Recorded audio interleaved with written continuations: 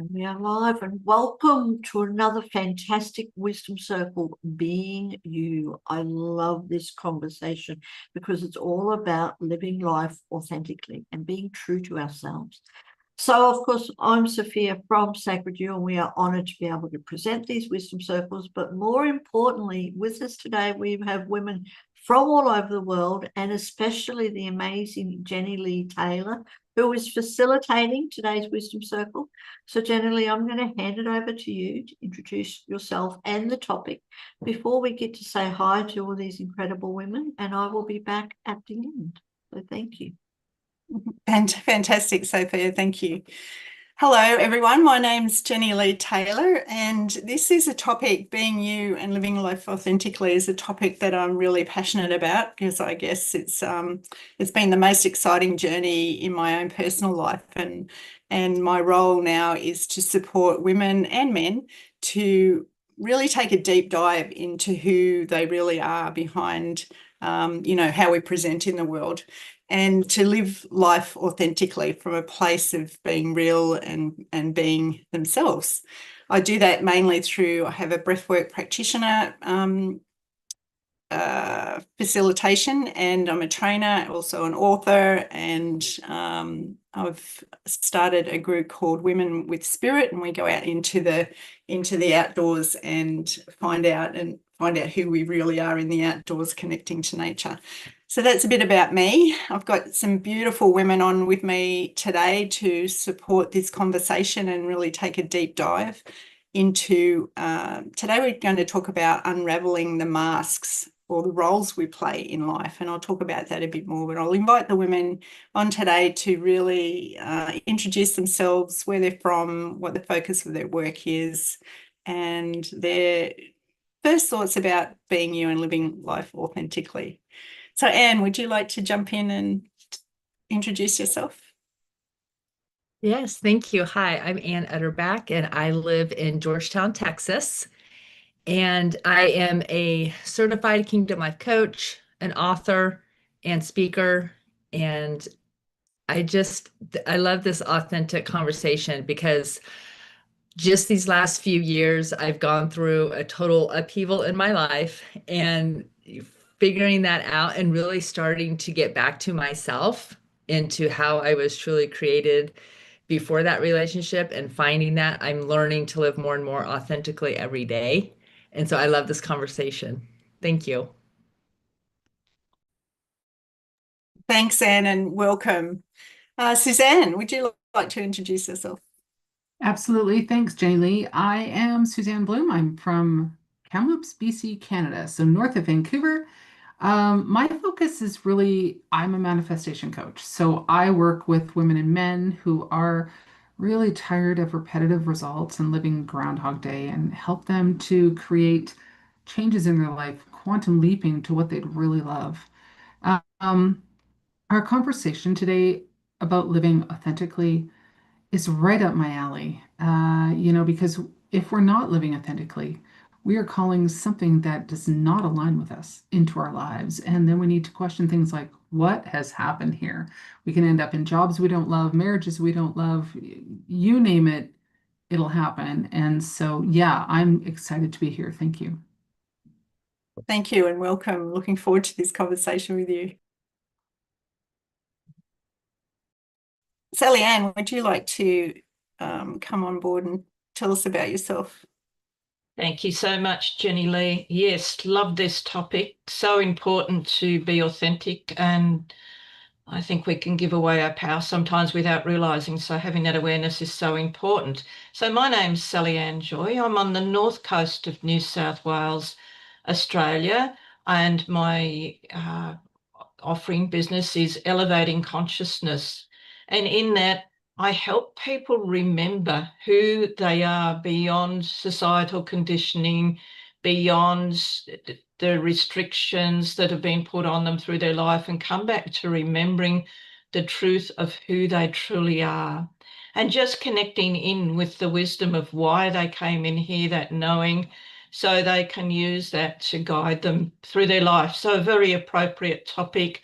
I also run a fortnightly free of charge offering called Circles of Light each Saturday morning, Sydney time, that's totally free of charge, where I assist people to connect back into the light, because that's who we all truly are, but we have forgotten. So really looking forward to this conversation today. Thank you, Jennylee. Welcome, Sallyann. Thank you. Sorry, I keep muting myself. Catherine, welcome. Thank you so much, Jennylee. So my name's Catherine Crestani. I'm an inner authority guide and a writer and speaker on conscious leadership and human potential, which means I lead women back to listening to themselves instead of everyone else outside of them. And through that, I had to go through a lot of my own identity shifts, very similar to Anne. It's like, okay, take the next mask off, take the next mask off, and really learning to come back to yourself as you step into the next level of who you are and your expansion. Amazing. We've all got, we're all on the same page, it would appear. That's great. Rachel, please introduce yourself. Hey everyone, I'm Rachel Mailer. I'm from Brighton, UK, and I am a dating expert. I primarily work with women over 30, usually into their late 50s as well. And I have a process where you lead with your feminine energy. So it's all about that inner work that you do first of all. So you know you're the most radiant queen possible, and deep identity work too, because when you fully love yourself, that's when you will attract a really healthy love to you. And then you won't even care that, you get no's. You're like, great, one less person I have to go on a date with. Fantastic. Let's move forward and find my actual person and attract that to me. And it just makes you even more, magnetic. Mm. Thanks for that, Rachel. I think for me, you just nailed one of the biggest benefits of really coming back to being yourself and being real and being authentic, is that you are so solid and grounded in knowing who you are, that and projecting that out to attract someone else in your life and in all sorts of relationships, that it really nothing else matters. Exactly. Yeah. Like the relationships we build with ourselves, with other people, that then spans out into every other thing that we do. It is the first thing that we need to feel safe and secure within ourselves, so we can then step out and create all different beautiful things. Yeah, amazing. Thank you for that. Thank Okay, you.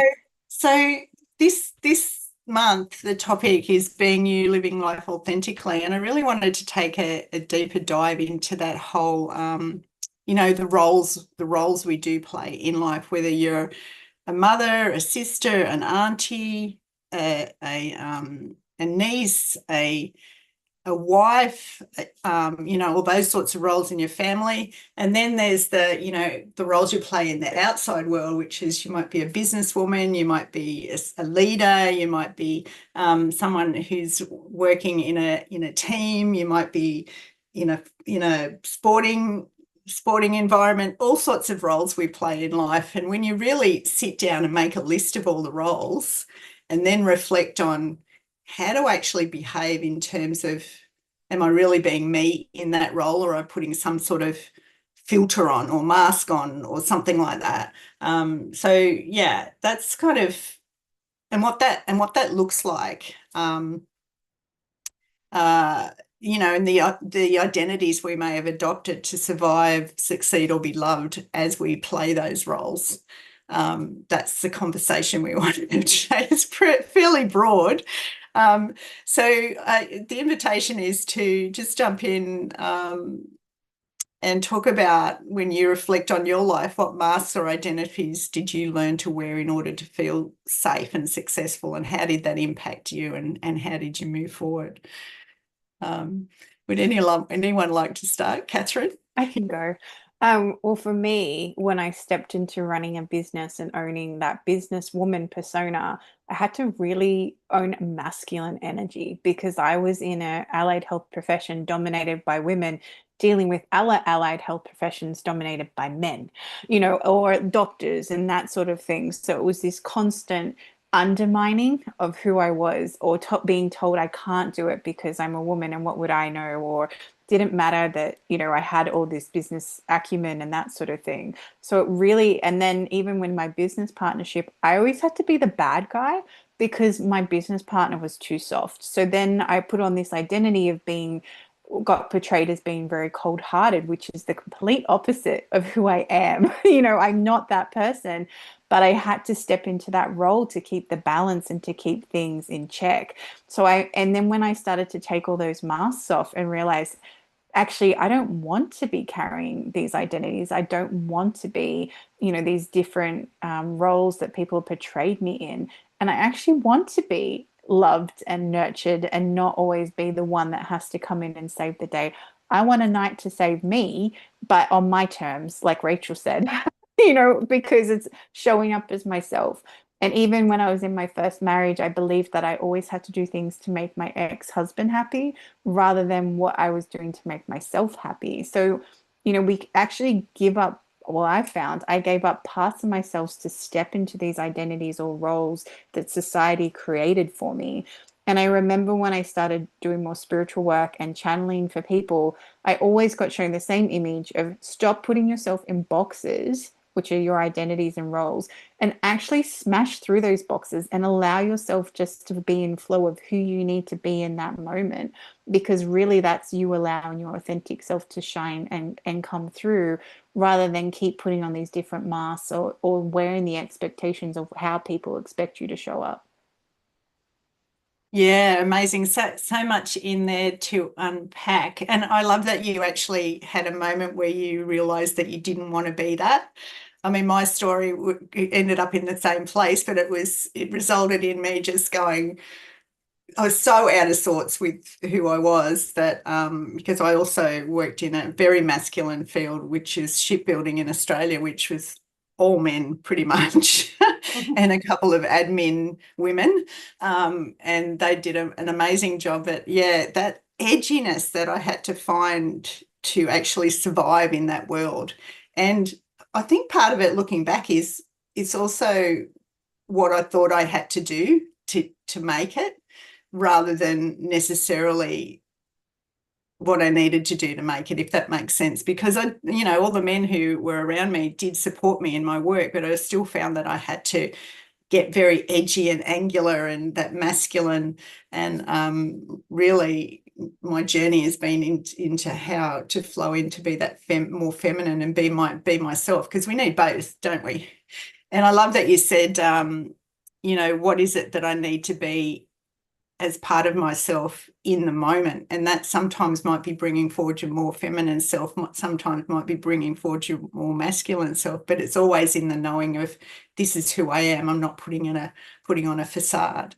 So I love that, Catherine. Thank you. Yeah. Sallyann. Yeah, yes, thank you both. And Catherine, I can, really relate to what you're saying. I was married to somebody for just under 20 years, and I didn't realize until I got out of that I was giving away my power. My ex-husband was very narcissistic, very controlling, and he used illness that he made up as a way of manipulation. And so I was forever running around the place trying to look after him and giving away my power continually, and my needs were not being met. And just to make matters even more complicated, we had a business that we ran together for 10 of those years, or nearly 10 of those years, and I had to take on various roles to hold that business together. So I was giving either to him and his controlling ways, or I was giving to try and prop the business up. So I was having these multiple hats of being his carer, looking after him, being the wife, walking on eggshells all the time because of the narcissistic behavior. And then with the business, trying to hold the business together in the end by myself until I could finally sell it. But when I got out of all that, what dawned on me was that I had not been me. I had not been authentic. I had been giving away my power. But the reason I share this story is I think sometimes we can be in those situations and we just don't realize we get swallowed up and we lose our power and we lose our authenticity in these situations without even realizing, because due to circumstances we're trying to plug the holes everywhere and just keep the ship afloat, so to speak. And so I think we can fall into these situations without even realizing at times due to these circumstances. So I'd really like to say to anybody, just try and step back a bit from whatever your situation is that you are in. If you're feeling overwhelmed, try and sit back and see if you can just have a look as an observer and see where maybe you are giving up your power and you're taking on these masks and these roles that is not authentically you. And just look at those situations and just see whether there are ways and things you can do to come back as much as possible in that situation to be authentically you and who you truly are. Thank you. Thanks, Sallyann. And I love that you mentioned that often we don't know it's happening along the way. It's a bit like does everyone know about the proverbial frog in the hot water? You know, the frog gets into the cold water and then gradually the temperature rises, and just enough that the frog can make an adjustment and get used to that temperature, and then all of a sudden one day the water's boiling and they can't get out. It's a bit like that. It's kind of can creep up over you over time, and often, especially in relationships, you know, you can be challenged. People will challenge you about, you know, if you don't play these roles, you mustn't care. Well, that's not true, because we all can be a mother, a carer, a sister, an auntie, a businesswoman, an employee, all those things. And we can do it from a place of being ourselves, not from a place of expectations from others. I think that's really important. And taking a step back and starting to question whether you are being authentic is a really important step to take along the way. Sallyann, thank you. Yeah. Rachel, would you like to jump in? Yeah, kind of going off of both of the points. I unfortunately was also in a very past relationship now, a very toxic one. So I can relate to what Sallyann was saying. And I think that, like, for me, I was very young at the time. I was like 19, didn't really know what like red flags were, or the act of what like love bombing is now called, you know, like giving lots of presents, or something is a bit iffy and then you get like a reward and you're like, wait, but I'm a bit confused. This feels wrong in my gut, but then you're kind of suppressed not to listen to it because now you've got a prize. So it's like that motion of they're trying to change your behavior slowly. So then when something big happens, you don't notice it as much. You're kind of like getting numb from whatever situation's happening. So like you were saying, like taking a step back, what I do actually with my clients is a great one is just talking to the mirror and pretending that who you're talking to is like your best friend, because it's the saying of like, you will take someone else's advice but not your own. So if you pretend your reflection is your friend and not you, and just say like whatever you're holding back or whatever it is, like you can voice note it now and just be like, this is happening, listen to it back, and give yourself advice. Like, what would you give to yourself? What would you say?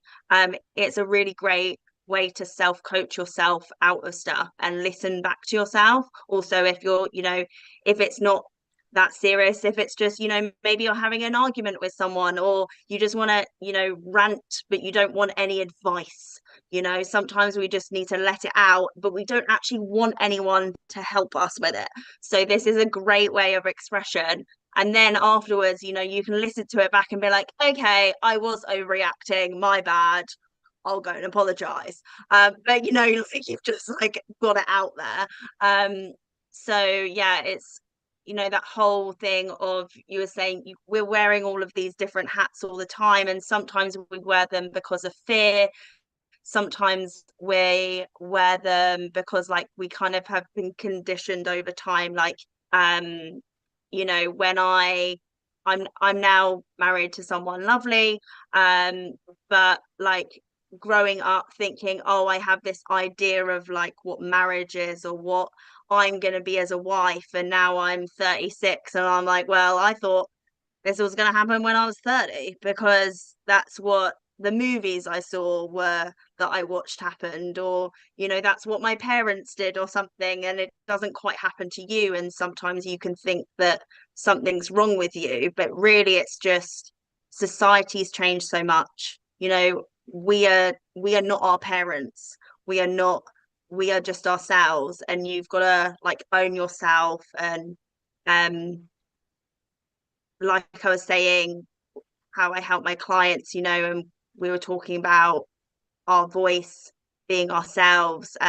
Today in society, women especially, we're kind of brought up to be a bit palatable, so that when we feel that we have something to say, we're like, oh no, I can't say that because someone might not like it. And it's not even it's not even a thought of like, I don't know even who that someone is. I might not even know them, but just in case, I want to like keep the peace, or you know, it's not quite like what we're meant to say or what we're meant to do. And I think owning that and just saying it is sometimes such a like a release of what you actually needed to do, and usually it's not as bad as you thought it was. And then Yeah, you kind of gain absolutely. confidence throughout that. Yeah, I think And you're that like, oh, that was fine. yeah, the voice, having a voice is a big part of coming back to yourself and being authentic. It's actually, as Catherine was saying, it's actually being okay with voicing what your needs are without sort of worrying about what everyone else's expectations are. Really important. And I love the mirror exercise because I do a lot of work with the world is your mirror, and what you put out is or what you're receiving is a reflection of what's happening inside of you. And but I love talking to yourself in the mirror. It's the ultimate in being honest with yourself, isn't it? If you can say these things. And that's a big part of coming back to being you and living life authentically, is actually to face up to, you know, my life's not how I want it to be. And it's not okay for it. It's not okay for me anymore to be like that. And you know, where have I contributed to getting myself into this place as well? There's, you know, there's this radical honesty that comes up with the inner work. Yeah. Thanks, Rachel. Suzanne. That's all right. Thanks for waiting patiently. No worries. And you know, we're talking about these masks that we wear. And there are conscious masks and unconscious masks. Yeah, when I was 22 and became a teacher, I didn't realize what that meant, but I moved to a very small town, 3,500 people, more horses than people. And every time I went to the grocery store, it was a parent-teacher interview day. And I'm like, wait, what's going on here? And all eyes are on you. You're in a fishbowl. And I realized, oh, wait, I have to act a certain way. I have to, and I felt all of this pressure from this mask that I didn't even realize I was about to put on coming. And I don't know, maybe it has something to do with my human design. I'm a manifesting generator. I had a moment of screw this. And, you know, which parts of this mask am I okay with? And which ones am I not? And I walked myself through it would be absolutely okay to be polite in the grocery store, to say hello to the parents, even of the ones whose kids are my biggest trouble, you know, those things that are accepted. And this happened, you know, then there was but will I absolutely have no fun? Will I never, maybe, you know, it's 22. Would I never go out and celebrate on an evening? Well, yes, I would. What would that look like? Not in my community. Where would I go? And I created for myself ways to maneuver this mask because, you know, sometimes we need to. I mean, yes, Sallyann was talking about her marriage with a husband who's narcissistic. We need to sometimes put on masks, and can we consciously recognize what's going on? And of course, if we can't handle the mask, I mean, that role isn't one that's for us. But there are times when we need a mask, you know, when when our parents are elderly and they're sick and we're looking after them, and there's this mask of patient daughter that I know is not me, but I need that sometimes. And so there are masks that we can use to our benefit. And, back to that teacher mask, I taught in that community for 14 years. It was great. It was fun. I knew how to wiggle in the mask, and I became respected and loved within that community, not by all the students necessarily, but by the parents. But and then I think that we can be conscious of what's happening and ask ourselves, are we ready? I mean, sometimes, a baby's coming along and suddenly you're becoming a mom. I wouldn't call that a mask, right? It's a role. But we're doing that consciously. Oh, how am I going to be acting here? We can do that in other roles as well. We don't have to take a laid back role. I think that's, one of the biggest things for me is maintaining my own power. And I think Sallyann was talking about that. Don't give your power away. What within this role are you willing to work with? And what within this role needs to change so that you can still be you? Because you can. If you can't bend the role, if you can't bend that mask, then why are you in it? I guess is my question. I think you brought up a great discernment for me then, just Suzanne, between the words role and mask. Because we can actually, we need to have roles. This time, you're right, we need to have roles, and we all have a role as a wife, mother, carer, whatever it is. But do we need to put on, and coming back to being you in that role, but do we need to put a mask on to stay in that role? The mask is you stepping behind something and not necessarily being yourself. And you are right that in times where, especially around safety, especially in relationships, or where you feel threatened physically, mentally, or emotionally through manipulation, sometimes we do have to put a mask on and pretend that it's okay just to survive in that moment. But it can be a conscious thing, and then we make a decision one way or another to keep playing that role with that mask on, or playing that role without the mask on, just being ourselves, or not playing the role at all. Like you said, moving out of it. So I think there's a real discernment there at a deeper level to understand the difference between having a role, which we all have multiple roles, and being yourself in that role with or without having a mask that takes away or disempowers or something. So yeah, thank you for bringing that to light for me. You made that sound really intelligent. I'm glad you grabbed that. I like how you said it better. Anne, would you like to chime in? Yeah, it's funny that you say that, because I'm looking at question number 3 that talks about hats. And so it's almost like that hat you put on to step into that space.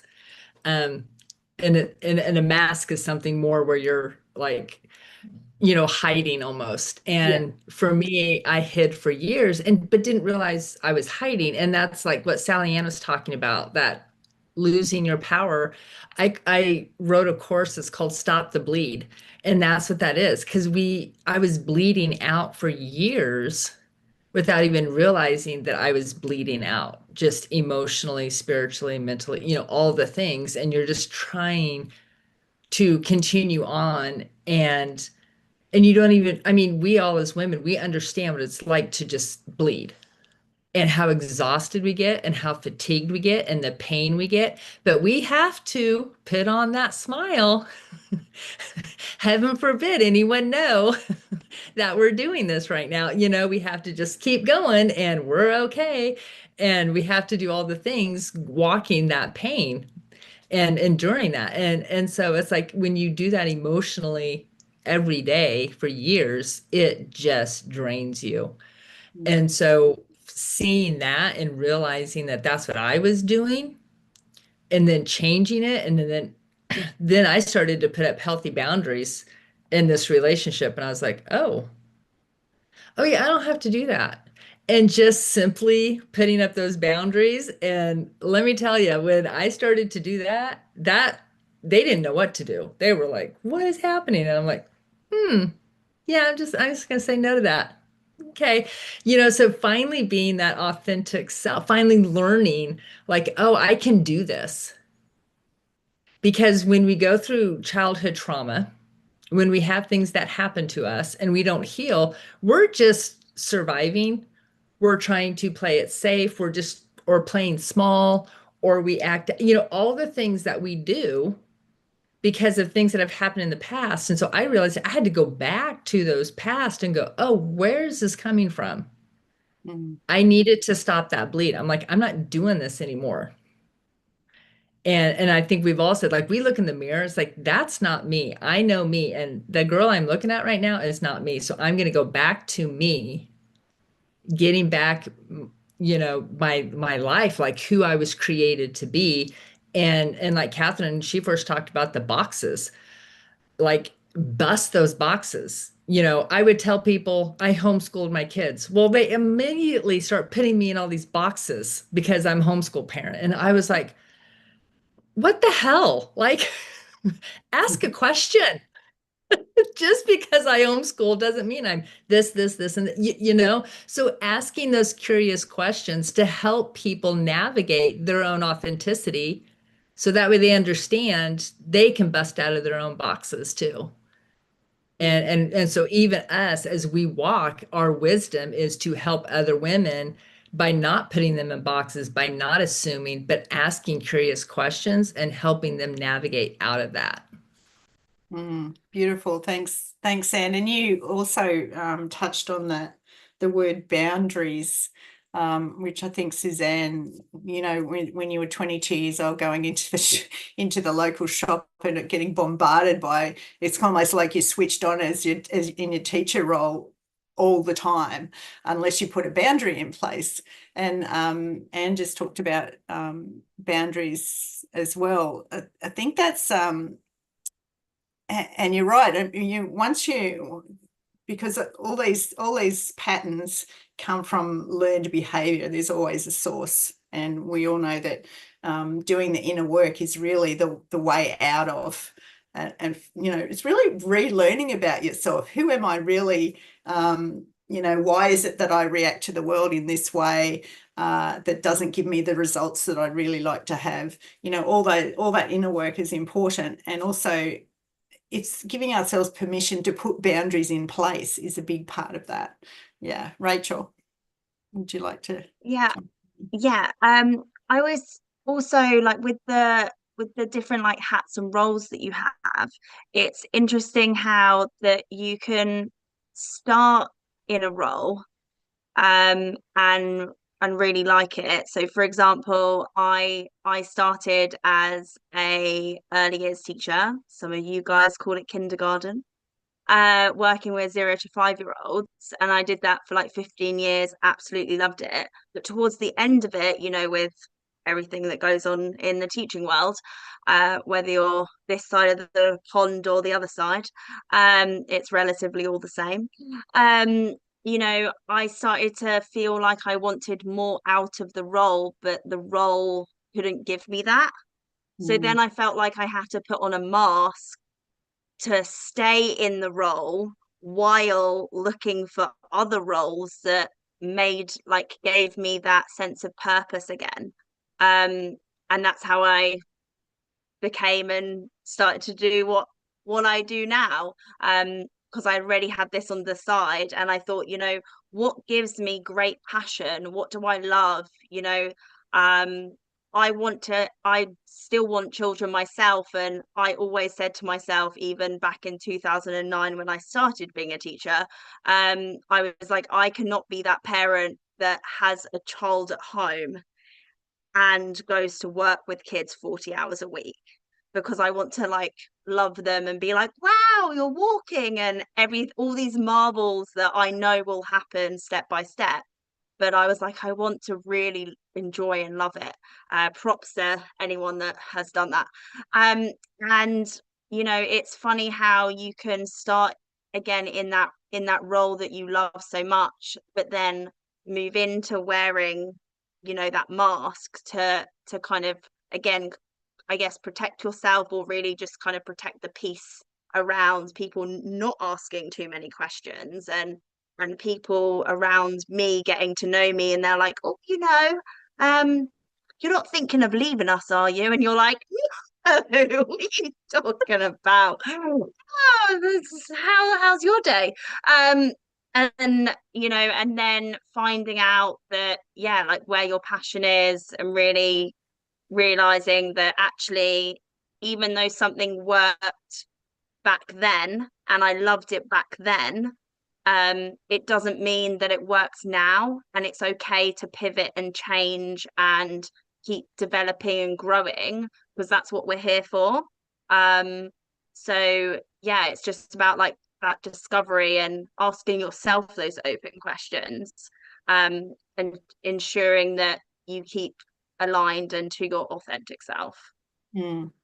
Yeah, that is so important, Rachel, and thanks for bringing that up, because I think the big message in there for me was that we evolve and change as people over time. And I know in my story, I absolutely love what I did for 25 years, but the last 2 or 3 years, I really knew. I took a look at myself in the mirror at 50 and went, do I really want to be doing this at 60? And the answer was no. And the big change for me was actually giving myself permission to say, this is not who I am anymore. I've gone past what I can do. And I stayed in that work for so long because I was really good at it. It was really easy and it provided me with a lot of financial security. But then to give myself permission to go, actually, no, I'm just going to take a big leap off the cliff, do something completely different, and go into the unknown, if you like, because I'm following something in my heart that tells me that I need to be doing something. There's something more out there for me. It's not in alignment with who I am anymore. That's a big change, and takes it took a lot of courage for me. It was almost like an imperative, though. It came to a point where I had to do it. Otherwise, I may as well just be stomping on my own soul. But I don't recommend getting to that point for most people. If you can, but I guess the message is to do those checks and balances along the way. Ask yourself, is what the role that I'm playing now really what I want to keep doing? And if it isn't, either change it or expand within that role, or find a way to move and change within the role. Yeah. Sallyann, would you like to chime in? Yeah, thank you, Jennylee. Going back to what you said about being yourself in the role that you're in, I think is so important. And as we've discussed, we have many different roles going through life, wife, daughter, mother, friend, colleague, whatever. But it's important as much as possible to be yourself in that role, because when we're not ourselves, I think that's when the power gets eroded.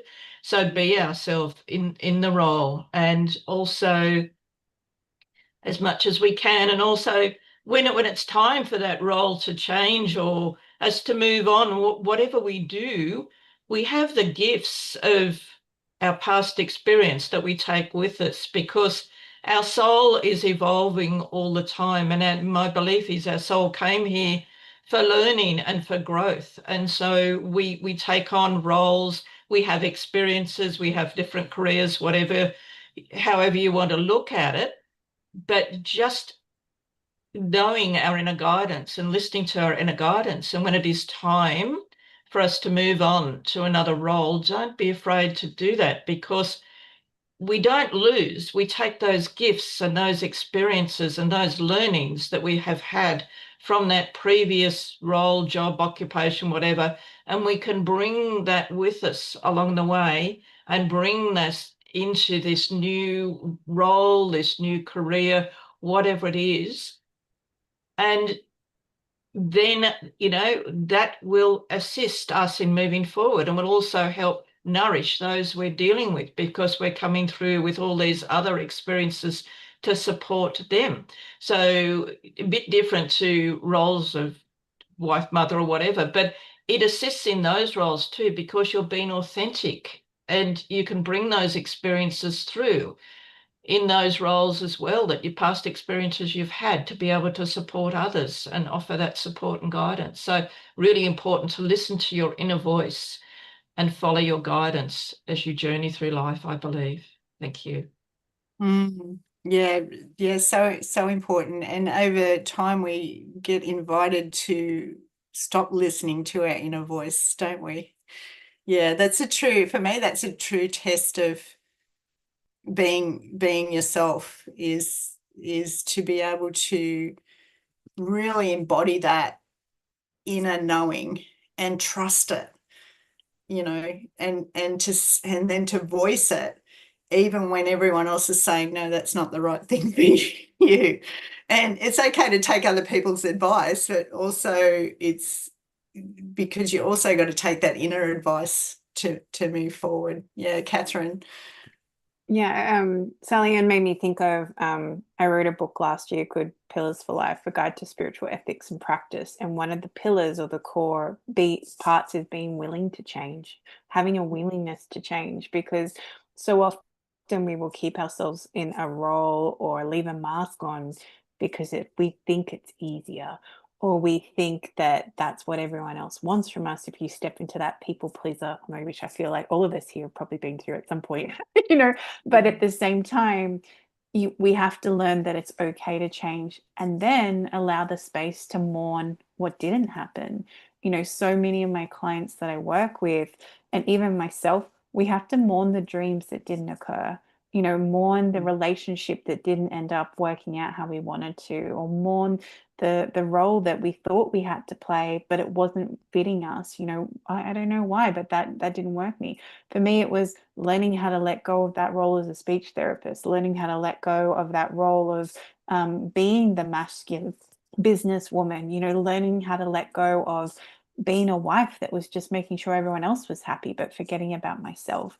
What were these roles and those masks? But then also having the courage to step out of it, because a lot of people forget to talk about the courage it needs to say, no, I don't want to do that anymore. And when you are truly authentic to yourself, it feels scary because you're going into the unknown. You actually have to back yourself and have courage. And like you said, Jennylee, trust that inner authority, trust that intuition. Same with Sally. Everyone's brought this up. We have to trust that voice inside us, even when everyone else is telling us you're crazy, or that doesn't make sense, or you have no idea. Because I've just found again and again, the more I listen, the more the proof will come later on. I don't know why, but I'm choosing to leave this group that I'm in. And then a few months later, you see it blow up. Oh, thank you for that feedback, universe. But at the time, there was nothing else. You just had to follow that wisdom that was within you. So being willing to change, being authentic, but also having the courage to do that can be such an important thing to honor. And if you have had the courage, look back and celebrate yourself, because we forget to do that. We forget to look back and see how far we've come because we're stuck in whatever the next evolvement is, whatever evolution we're going through. And actually having the ability to praise yourself can be such a beautiful thing too. Yeah, creating that pause to really reflect and tap yourself on the back for all the things that have worked. And even I've read your book, Catherine. I love your book. Having the willingness to change is all about that evolutionary soul journey, isn't it? And it's that accumulation of wisdom and recognizing when things didn't work for you, so you have the willing to change, recognizing when they did work for you, and just building all that wisdom and knowledge up. And there was a third thing I was going to say, but I've forgotten because there was so much in there. Thanks, Catherine. But yeah, so it's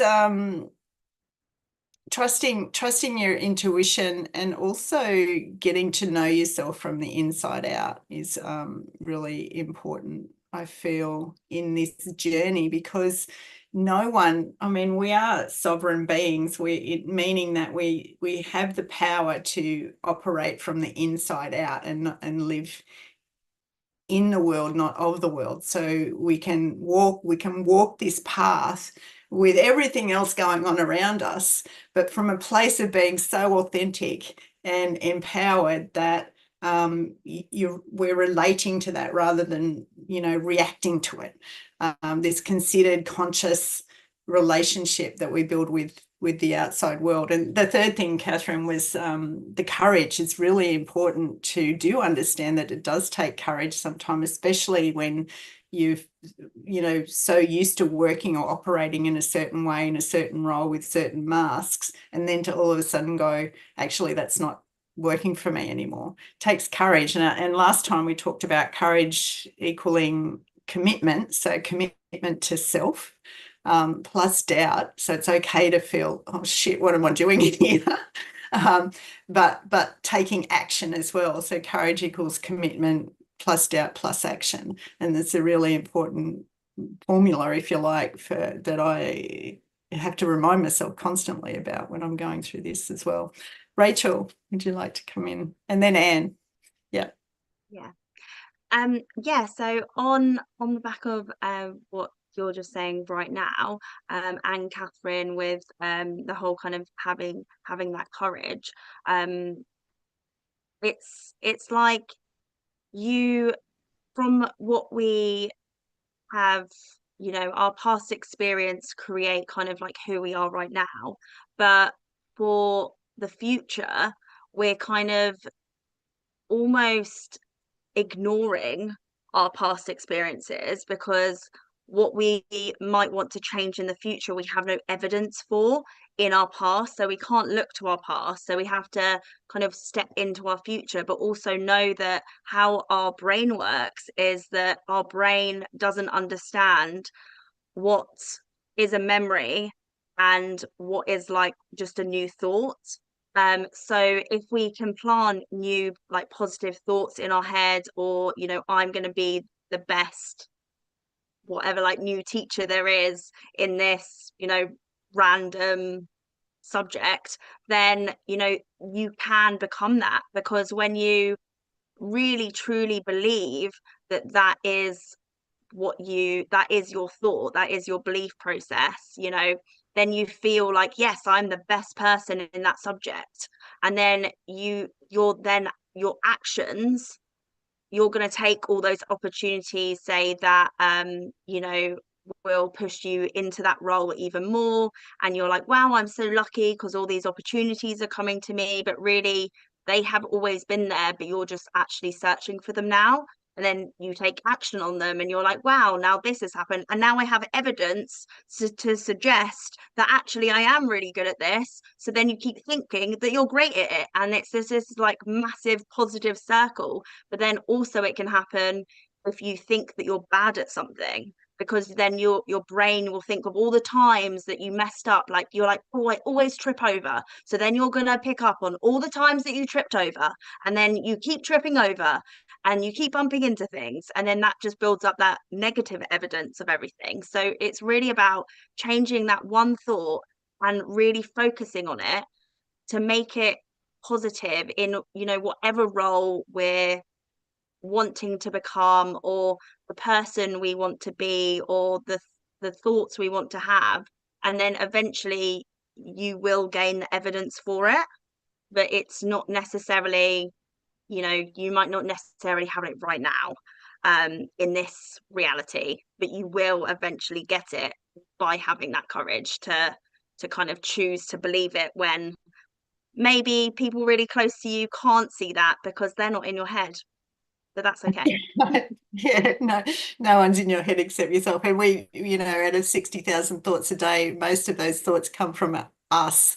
It's a conversation we're having with ourselves. So it's really important to clean up that conversation, if you like, Rachel. Yeah. Thank you.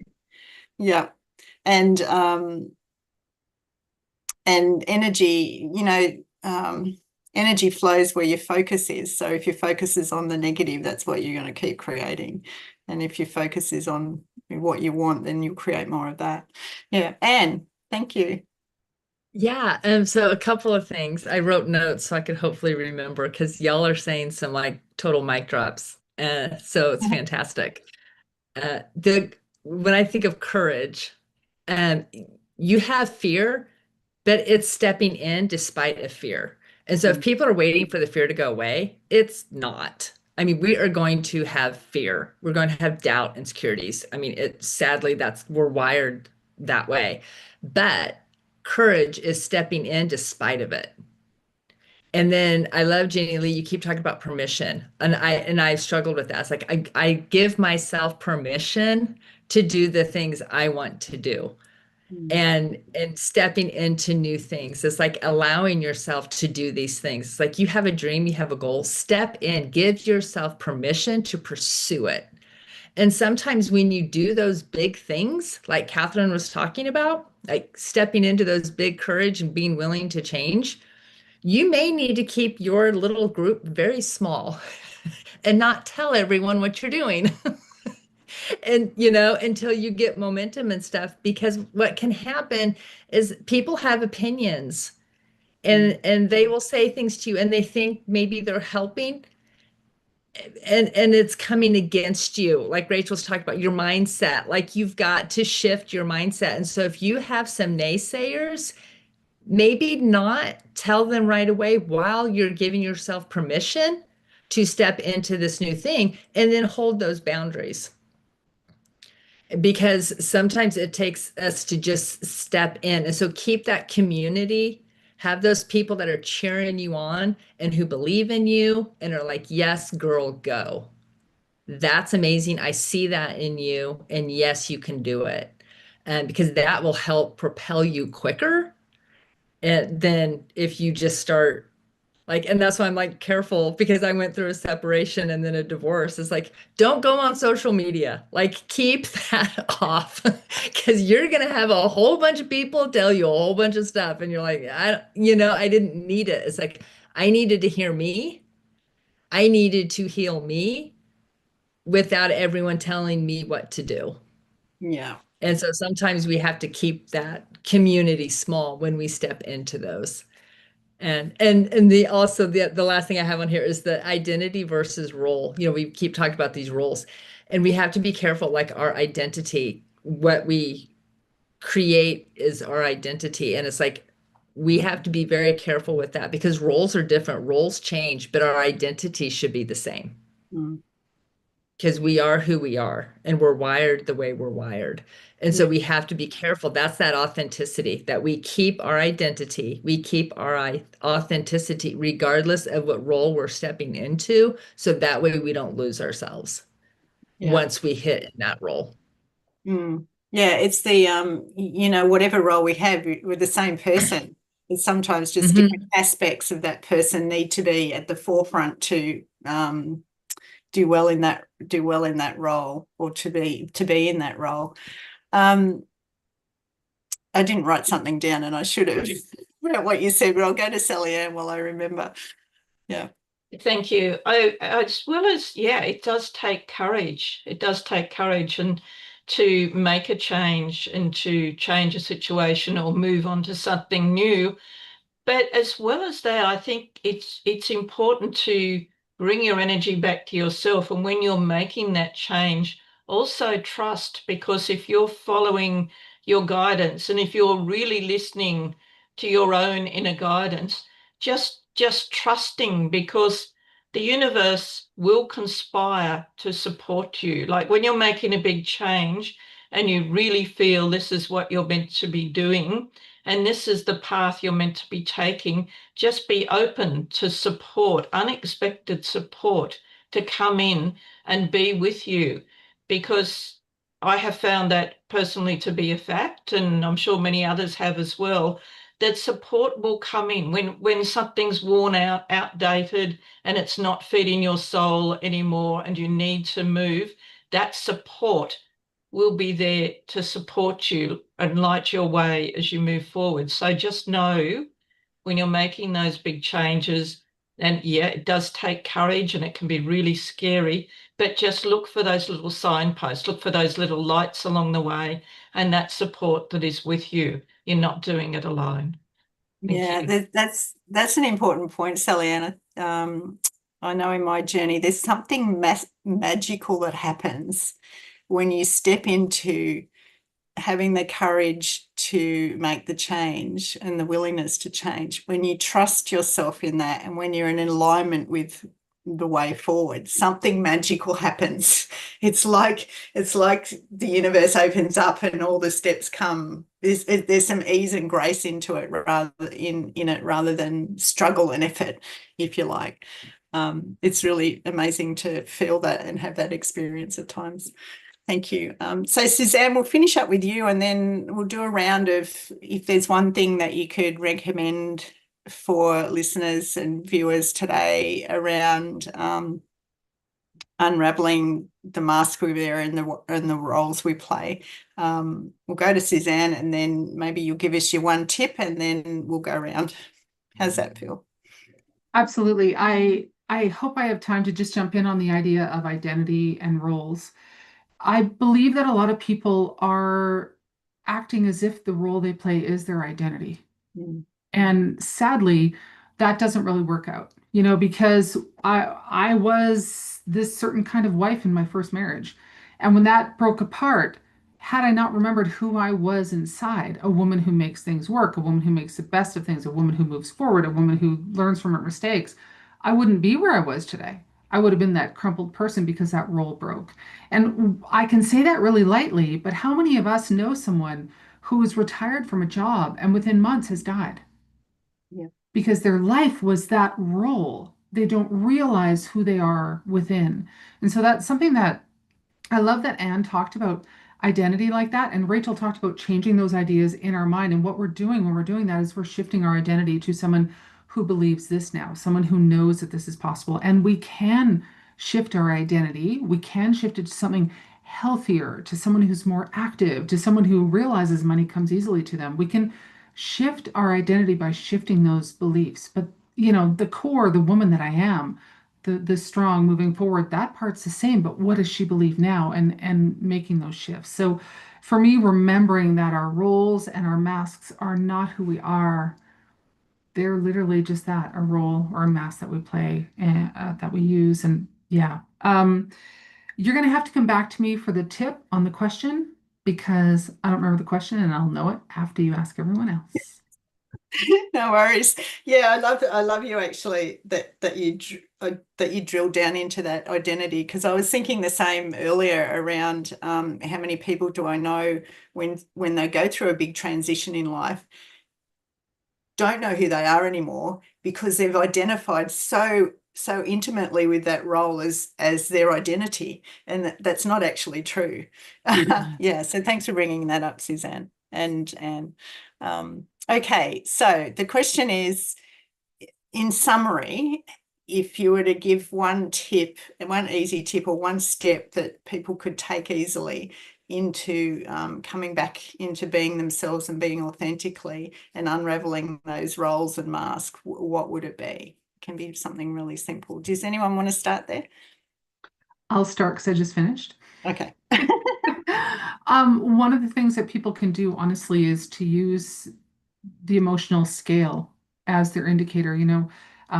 Esther Hicks, the Abraham, the Hicks. I'm hoping they talk about the emotional scale, and what that is really just indicators to us as to how closely we are in alignment with what is meant for us in this world.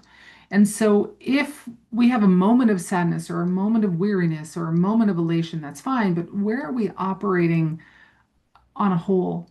And if we're in the hopelessness, the despair, that those types of feelings, then to definitely take a look and go, who am I being? Where am I? What is actually meant for me? And allow themselves to make that shift, because those emotions are actually our indicators. And that's when we can really start to do that reflection and that shift in our lives, just by noticing. Yeah, beautiful. Thanks, Suzanne. Catherine, would you like to go next? It's so weird. What came in my head was, it's okay to let everything burn to the ground, because sometimes we have to let things be destroyed in order to allow that energy to alchemize to something new. And if anyone knows physics, you can't create or destroy energy. It has to be transferred. So letting things burn to the ground, letting friendships go because they no longer resonate with you, relationships, your career, however that looks. It's okay. I've done it multiple times, and I'm still here and standing and still smiling, because the other side, it's worth it. But sometimes we have to just let it all burn and see where we are on the other side when we come back out. Amazing. Great advice. Thanks, Rachel. Yeah, so what I do every day is actually, some people have affirmations in the day. I have them at night time because, as we know, it's the moment just before you like drift off to sleep is the easiest way to tap into your subconscious. So I think about what is a massive win from the day, and this could be as simple as like I got up when my alarm went off. Like it doesn't need to be, I won an award. You can just think of what is a win for the day. So it puts you in a good mood, and then if you're thinking about like you want to change something in your life, but you're unsure, think about like what lights you up, what makes you smile, what could you talk about forever, what is your passion, and then just roll with that. Take action like we were saying, and everything else will follow, as long as it lights you up. And you keep on praising those little wins along the way, because we sometimes do forget how much we've done. So that's really important. Your people that don't believe you will congratulate you on those bigger ones, on the awards, on the when you can buy a house or whatever it is that they believe is an achievement. But it's important for you to appreciate your little wins so that when you finally get to your big goal, you're like, wow, like I've come so far. I am amazing.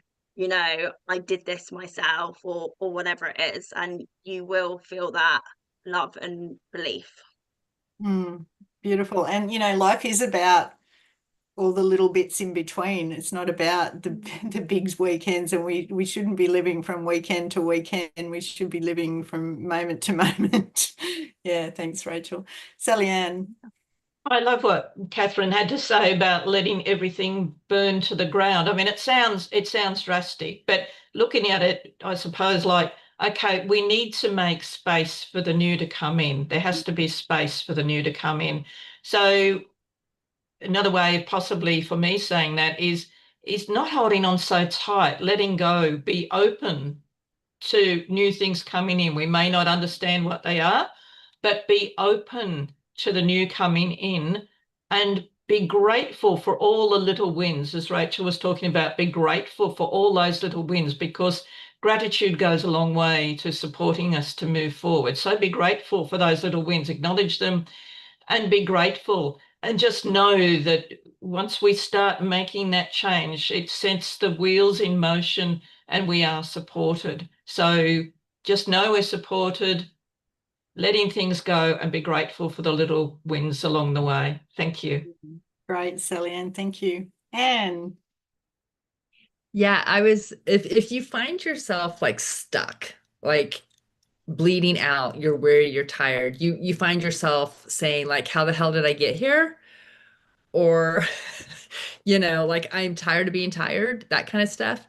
Take some time and just like do like an out of body experience and look at your life like from a 5,000 point view. Like look down and just kind of journal and write about what is your reality.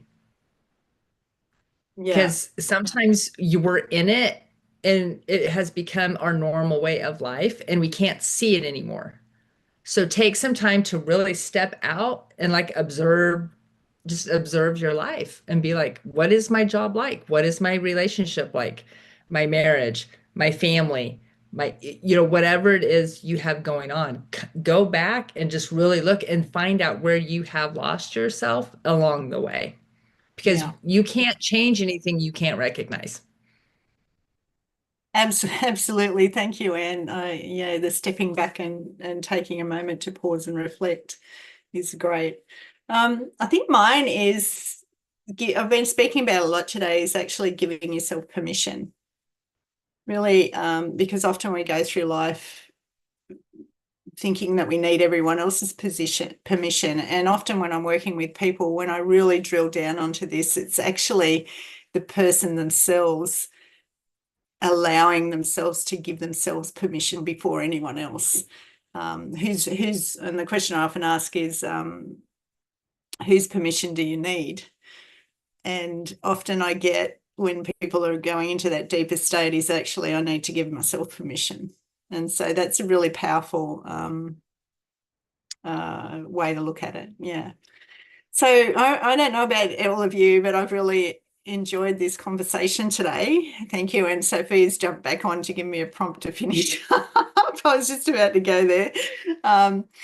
So thank you so much, you lovely women from all around the world with so much wisdom and courage and all the things that we've spoken about today. And I'll hand it back to Sophia to wrap it up for us. Thank you, Jennylee. And no, you don't need any prompt. I've been sitting here enjoying the conversation, and I wanted to come in and go, wow, and really thank everyone, because it has been a great conversation. And totally to you, Jennylee, no, you don't have to worry about getting permission from anyone else. It's all about giving ourselves permission to be in the moment, whatever that moment may be. So thank you for another wonderful conversation. Looking forward to next month. For anyone who is watching live or the replay, we will be back. Jennylee will be back same time next month with a continuation of being you, living life authentically, how we can really step into our true self. And a great thank you and appreciation, I guess, to Anne, who's joining us for the first time. Do come back, Anne. Hopefully you will. And Suzanne, Sallyann, Catherine, great to see you all. And again, of course, Rachel. Don't know what time it is for Rachel, but it is truly appreciated that you have joined us. And for everyone who's watching, click on the links below. Reach out to these amazing women. Come and join us at Sacred You for all our other upcoming wisdom circles and everything else that we have to offer. Just sacredyou.love. We all know it. And we will see you next time. Thank you ever so much.